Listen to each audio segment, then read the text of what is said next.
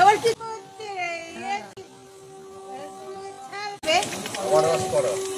না রস করবি না, একদম রস করবি না তুই।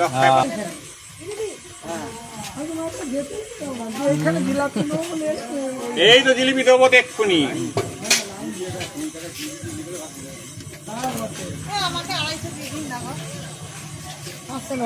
কমে দিলাম।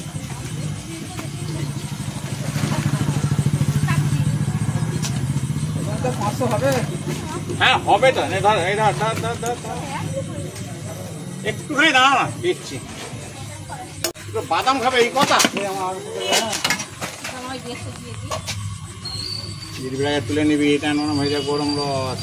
মানে আপনার ছেলেও তো একটুখানি পরে আসবে, ওই নিয়ে যাবে। এখন তো কাকা থাকছেন তো? আমি এখন 10টা পর্যন্ত আছি। আচ্ছা চলি।